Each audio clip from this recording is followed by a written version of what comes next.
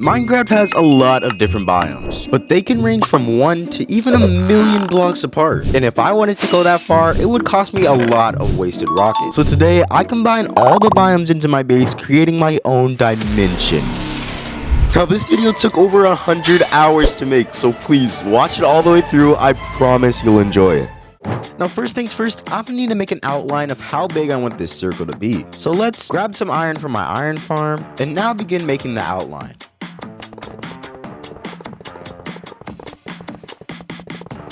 And that was the last block, which means I now have a full 100 by 100 circle. But for this base, I want it to go down all the way to bedrock. So right now, I'm gonna go down about 10 layers. And for the rest of the layers, I'm gonna do something a little bit different. But let's go down 10 layers now in 3, 2, 1. And just like that, I've gone 10 layers down.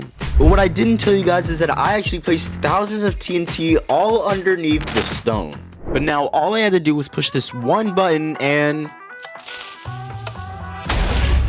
now that was a lot of damage, but let's go ahead and fix some of this up.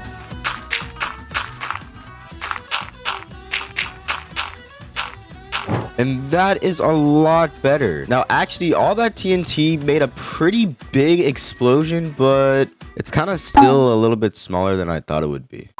But I think for the rest, I'm just gonna mine it myself instead of using TNT. Now the majority of this process was streamed on Twitch, so if you do want to see the entire process of me mining this out, I suggest you head to Twitch. And I am now completely finished all the way down, almost to bedrock, not fully to bedrock, but let's go down and take a look. So this actually is a slime chunk, which is very unfortunate, but there's actually a lot of ores still on the ground, so let's grab those really quickly.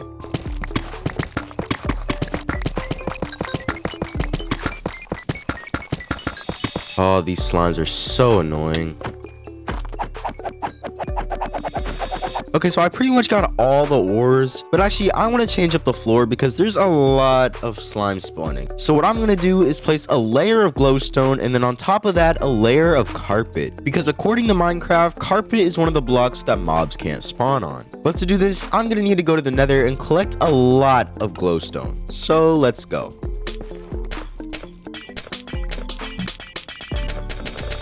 Now after that, I got just under a full shulker box of glowstone. But I'm gonna go ahead and place all this down really quickly in 3, 2, and we're done. Now luckily from my last video, I still have a little bit of wool left, but I think I want to get a little bit more.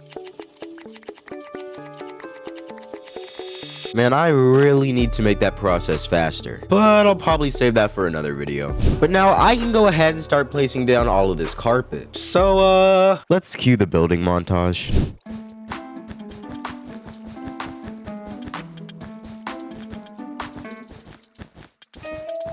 And those were the last blocks of the carpet. And honestly, I think this place looks pretty good. But now I can explain to you guys the plan of this build. So like a few other YouTubers, I'm gonna be layering my base with different biomes. And for my first biome, I think I'm gonna go with the nether, just because it would match all the carpet. Now if I wanna use the nether as the first level, I'm gonna need to go to the nether and get some supplies. Now since I'm doing the nether as my first layer, I'm gonna need to get blocks from all of the nether biomes. So let's go get some more blocks.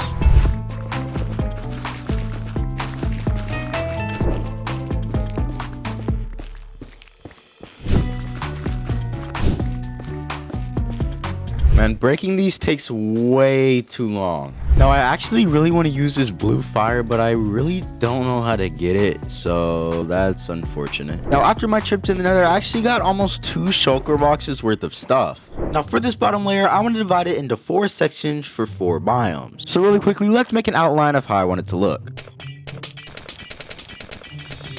So this is how I think I want to divide it up. So for each quadrant, I'm going to have a different nether biome. So for this quadrant, I'll have crimson. For this quadrant, I'll have soul sand. And I think this side will just be a normal netherrack biome. But I think I want to start off with the warped nylium biome.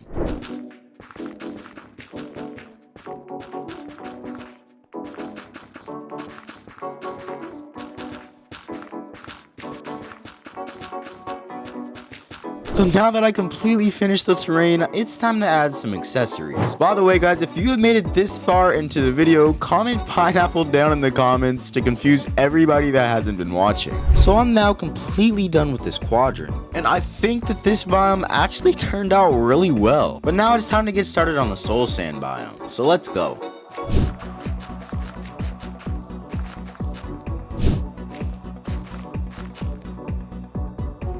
Now I know that soul sand valleys tend to be pretty flat, so I'm deciding to leave this only 2 layers high. But to add some creativity, let's go ahead and add some fossils around. Now I figured out that all I need to get the blue sand is to just use flint and steel on soul sand. So let's add a few of these around. And this means we now have 2 biomes down. And I think I'm going to do these 2 at the same time just because these 2 are pretty similar biomes.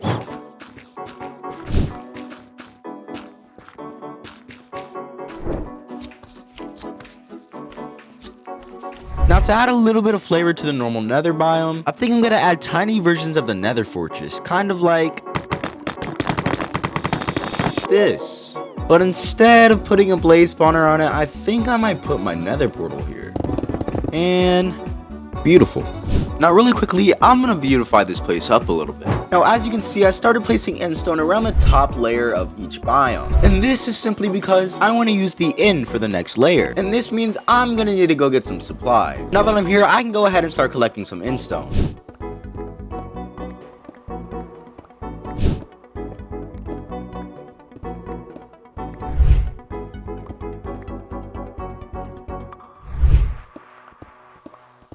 But now that I finished, I got just over a full shulker box and a little bit of extra endstone. But now I need to get obsidian from one of these towers. So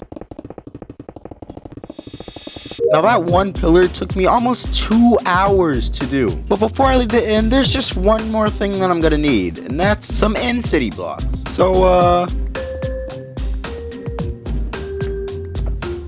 now I think this will be enough blocks, but let's head back to the overworld. Now really quickly, I'm going to build a 6 blocks tall layer of endstone on the outside of the circle. And this looks pretty good. Oh, except for that. But now what I want to do is build an end ship right in the middle of the circle. So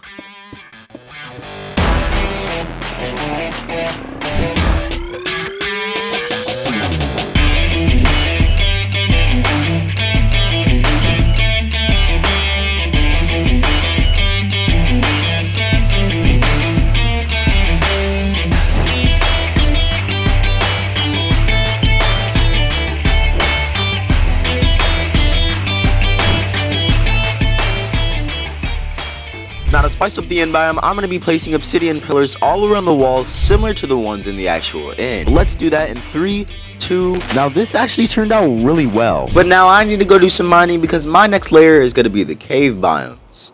So first, let's go ahead and grab some deep slate blocks.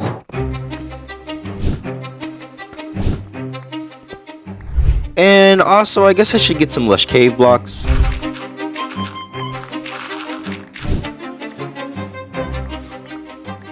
And I guess I should also get some of the dripstone blocks.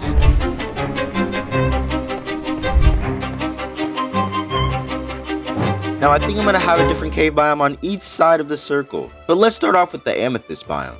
Now basically what I've done is breaking a few holes in the wall. And what I'm going to do is fill all of these holes in with calcite. And for the outside layer, I'm going to be filling that in with amethyst. So it'll look a little bit like this.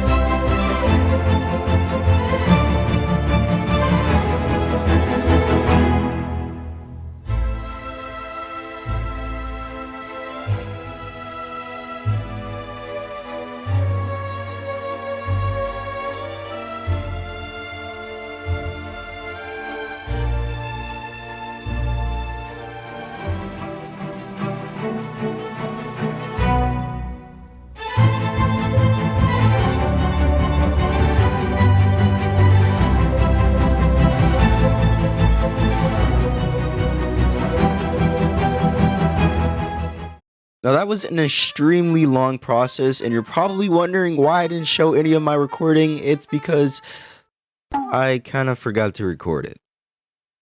Now from up here, this looks really cool, but I still need to finish up this top layer. And I think I want this layer to appear as if it's the sky. Now I took the time to fill up these 2 shulker boxes with a bunch of gravel and sand, but now I need to turn all of this into concrete. Now really quickly, let's change this entire wall to blue concrete. In 3, 2, now I'm completely finished. I pretty much used all of my concrete. I also managed to get some brown and some green concrete to make it look like it's actually the overworld, but honestly this kind of looks like it'd be something in Mario. But anyway, now I can use all of my white concrete to go ahead and add some clouds. Now that's just one cloud and I actually think it looks kind of good, but let's go ahead and add all the rest. Now I have completely finished, and honestly these clouds look really good. But this also means that the entire build is completely done and it looks amazing.